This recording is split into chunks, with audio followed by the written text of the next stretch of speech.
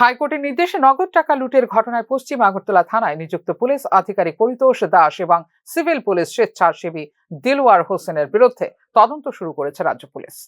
এর আগে গত বছরের ডিসেম্বরে অভিযুক্ত উভয় পুলিশ কর্মীর বিরুদ্ধে এফআইআর নথিভুক্ত করার সময় এবং সময়সীমার মধ্যে মামলাটি তদন্ত করার নির্দেশ দিয়েছিল সিপাহীজলা জেলার সোনামুড়ার স্থানীয় আদালত।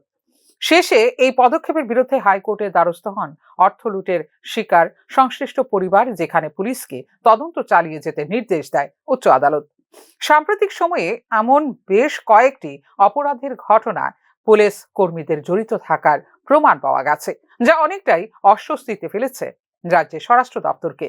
গত 5 নভেম্বর 2023 রাতে কোনো ওয়ারেন্ট ছাড়াই অভিযান চালিয়ে তার বাড়ি থেকে নগদ 16 লক্ষ টাকা লুট করে নিয়ে যায় বলে সোনামুড়া থানার তৎকালীন অফিসার ইনচার্জ পরিতোষ দাস এবং আরও 19 জন পুলিশ কর্মীর বিরুদ্ধে অভিযোগ করেন সোনামুড়া শহরের এনসি নগরের এরশাদ রহমান।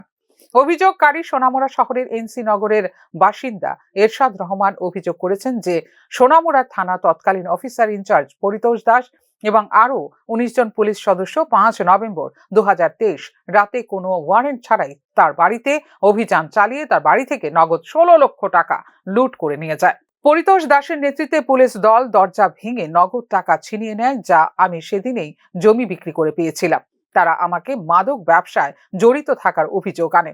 পুলিশ কোনো রেকর্ড ছাড়াই টাকা নিয়ে যায়, কারণ তারা অবৈধ কার্যকলাপের সাথে কোনো যোগসূত্র খুঁজে পায়নি বলে রিট পিটিশনে আদালতকে জানিয়েছেন এরশাদ।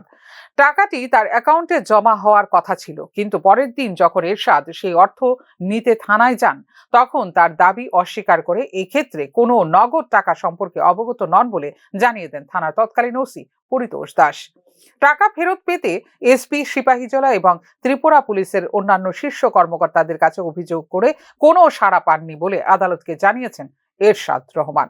এমনকি তার এফআইআরও প্রত্যাখ্যান করা হয় বলে অভিযোগ করেন তিনি। শেষ পর্যন্ত উচ্চ আদালতে দ্বারস্থ হন এরশাদ, যেখানে পুলিশকে এফআইআর নথিভুক্ত করে তদন্ত শুরু করার নির্দেশ দেওয়া হয় এবং পুলিশ যদি সঠিকভাবে কাজ না করে তবে অভিযোগকারীকে স্থানীয় আদালতে ফৌজদারি অভিযোগ দায়ের করার পরামর্শ দিয়েছে ত্রিপুরা উচ্চ আদালত।